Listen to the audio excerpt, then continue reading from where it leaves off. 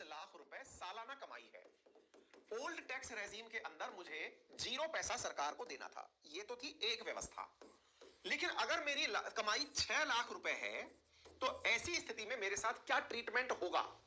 तो ऐसी व्यवस्था के अंदर कहा जाता था कि आपकी जो अतिरिक्त कमाई है यानी 5 लाख तक प्लस 1 लाख और, तो ऐसी स्थिति में आपका केस जो है वो ऐसे ट्रीट किया जाएगा, 5 लाख तक और 1 लाख। तो इसको इधर देखिए, अगर आपकी 5 लाख तक ही कमाई थी तो आपसे कोई टैक्स नहीं वसूला जाता था।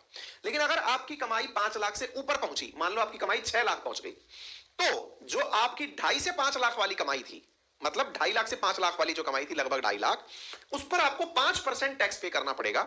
और जो अगली 5 से 10 लाख वाली कमाई थी, दैट मींस जो अतिरिक्त 1 लाख रुपए की कमाई थी, उस पर 20% टैक्स देना पड़ेगा। आसान भाषा में, यदि आपकी इनकम पुरानी व्यवस्था के अनुसार 6 लाख रुपए सालाना थी तो आप कुल कितना टैक्स देंगे? आंसर है 6 लाख रुपए कमाई होने पर 2.5 से 5 के बीच में 5%, यानी 2.5 लाख पर 5%, 25 पंजे 125, 12,500 रुपए आपको तो उस पर देने पड़ेंगे। और जो अतिरिक्त 1 लाख बचा उस पर 20,000, यानी आपको कुल टैक्स देना हुआ 32,500 रुपए। यह व्यवस्था पहले हुआ करती थी, आज भी है। ओल्ड टैक्स रिजीम इसी को कहा जाता है। ओल्ड टैक्स रिजीम और न्यू टैक्स रिजीम, टैक्स चुकाने की सरकार ने 2 व्यवस्थाएं बना दी हैं। 2 व्यवस्थाओं में एक पुरानी व्यवस्था जो ऑलरेडी चली आ रही है और एक नई व्यवस्था जो मैंने मेरे पीछे छुपा रखी है, वो मैं अभी डिस्क्लोज करूंगा, लेकिन इससे पहले जो ऑलरेडी है उसे समझ लीजिए। आगे बढ़ते हैं। पुरानी व्यवस्था में एक और ऑप्शन है, और वो क्या है? आपकी कमाई 10 लाख से ऊपर निकल जाती है और 10 लाख तक रहती है। मान लो आपकी कमाई 10 लाख रुपए सालाना है, तो ऐसी स्थिति में आपको टैक्स 5 से 10 लाख रुपए वाली जो इनकम है उस पर 20% देना पड़ेगा, यानी कि 5 लाख रुपए पर 20%, वो कितना रुपया हुआ? 1 लाख रुपया, जो सरकार आपसे वसूल लेगी। 5 से नीचे वाला, यानी कि 2.5 से जो 5 वाला स्लैब है, उस पर 5%, यानी 2.5 लाख पर 5%, 25 पंजे 125, 12,500 रुपया, यानी एक तरह से 1 लाख प्लस 12,500 रुपया, इतना आपको टैक्स देना पड़ेगा यदि आपकी तनख्वाह 10 लाख तक है। अब अगर तनख्वाह आपकी 10 लाख रुपए से ऊपर चली गई तो क्या होगा? ऐसी स्थिति में अगर आपकी तनख्वाह 10 से ऊपर चली गई तो आपका स्लैब चेंज हो गया, आप 30% स्लैब में चले गए। 30% स्लैब में चले गए, इससे क्या मतलब हुआ? इसका मतलब यह हुआ, अगर मान लो तनख्वाह आपकी हो गई 11 लाख रुपए, तो आपकी सैलरी के 3 प्रकार के भाग बन गए। कौन कौन से? 10 लाख से ऊपर वाला, यानी 10 लाख से ऊपर कितना है? 1 लाख रुपया, उस पर कितना पैसा कट रहा है? सीधा 30%, यानी 1 लाख के अंदर से 30,000 रुपए सरकार ले लेगी। उसके बाद दूसरा ऑप्शन आपके अंदर क्या बचा?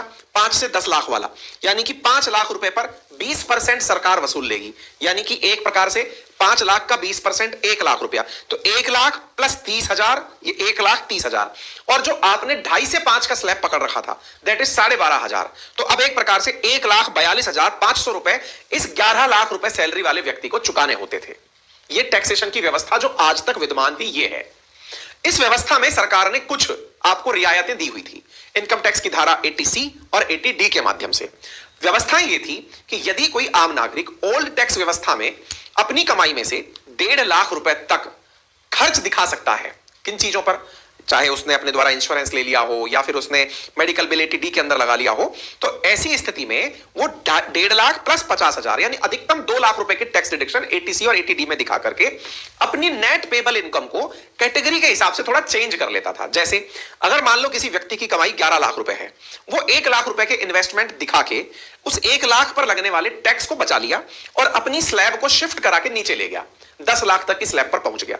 10 लाख की स्लैब पर 20% तक का टैक्स है, तो एक प्रकार से जो अतिरिक्त 30,000 रुपए उसको टैक्स देना पड़ रहा था, उससे वो बच गया। इसलिए अक्सर जिन लोगों की तनख्वाहें 11-12 लाख रुपए के आसपास होती हैं, वो अपने 30,000 बचाने के लिए 1 लाख रुपया इन्वेस्ट कर देते हैं ऐसे प्लान में, जिससे एक तो इन्वेस्टमेंट हो जाता है, दूसरा इन्वेस्टमेंट की आड़ में उनका टैक्स स्लैब अलग छिड़ जाता है, यानी कि वो 30% अतिरिक्त आय वाले स्लैब से बच जाते हैं। ये अपनी पुरानी व्यवस्था है, ठीक है। ये व्यवस्था अब थोड़ी सी और ऑप्शंस के साथ आ गई है, और जो अब ऑप्शंस के साथ आ रही है वो क्या है? वो ये है new tax slab. New tax slab क्या है? न्यू टैक्स स्लैब व्यवस्था के अंदर ये जो आपके सामने यहां पर दिखाई दे रही है, यहां पर स्लैब में 0 से 3 लाख तक अगर आप कमाते हैं, कोई पैसा नहीं देना पड़ेगा। 3 से 6 कमाते हैं, कोई पैसा नहीं देना पड़ेगा। 3 से 6 कमाते हैं तो 5% देना पड़ेगा। अब ये क्या कहानी है साहब? अभी तो आप कह रहे थे 0 से 6 पर कुछ नहीं देना पड़ेगा, और अभी कह रहे हैं 3 से 6 पर आपको 5% देना पड़ेगा। ये क्या कहानी है? मैं इस कहानी को थोड़ा सा होल्ड करके समझाऊंगा। फिलहाल के लिए आप जिन जिन पर ध्यान दे सकते हैं, 1 2 3, अब इसको भी थोड़ा ध्यान से देखें। यहां पर ये जो चीज लिखी है ये थोड़ी गड़बड़ है। ये असल में 6 से 7 लाख ही है और 6 से 9 के बीच की कहानी। मैं थोड़ा सा डिटेल में लेकर चलता हूं, फिर समझ में आएगा आपके। सरकार ने अब क्या किया है, 7 लाख रुपए तक आपकी कमाई अगर है तो 7 लाख तक की कमाई पर आपको कोई भी टैक्स नहीं देना पड़ रहा है। आप यहां तक पहुंच जाइए, जो मैंने 6 से 7 लिखा है, डॉट अगर 7 लाख रुपए तक की कमाई है तो आप एक भी पैसा टैक्स मत दो। पुरानी टैक्स रिजीम में क्या था? पुरानी टैक्स रिजीम में यह था कि 5 लाख तक अगर आपकी कमाई है तब तक तो 0% था, लेकिन 5 से ऊपर बढ़ते ही 5% टैक्स देना होता था। सरकार ने ये जो 5 वाली लिमिट है इसको 7 तक पहुंचा दिया कि अगर आप 7 लाख तक के दायरे में और भी 7.5 लाख तक के दायरे में हैं तो एक भी टैक्स परसेंटेज मत दीजिए। अब क्या हो रहा है यहां पर, ध्यान से देखिए। यहां पर 7 लाख तक का एक ब्रैकेट ऐसा क्रिएट कर दिया जिस पर कोई पैसा नहीं देना। लेकिन अगर आप 7 को मैं 7.5 इसलिए बोल रहा हूं, टैक्स डिडक्शन भी उसमें ऐड कर दिया, 7.5 लाख कर दिया। मान लो आपकी कमाई 8 लाख रुपए है। न्यू टैक्स रिजीम में जो सबसे बड़ा फ्लॉ आ रहा है वो क्या है? मान लो आपकी कमाई 8 लाख रुपए है। अब मैं एक नया केस लेता हूं, 7.5 लाख रुपए तक no tax according to new tax regime. लेकिन अगर मेरी कमाई 8 लाख रुपए है तो क्या होगा? तो न्यू टैक्स रिजीम के अनुसार आपके ऊपर स्लैब एप्लीकेबल हो जाएंगे। कौन से स्लैब एप्लीकेबल हो जाएंगे? आइए मैं दिखाता हूं। देखो, अगर आप 8 लाख तक की सैलरी में आते हैं तो आप इस टैक्स ब्रैकेट में आ गए। कौन सी टैक्स ब्रैकेट में आ गए? 10% के टैक्स ब्रैकेट में।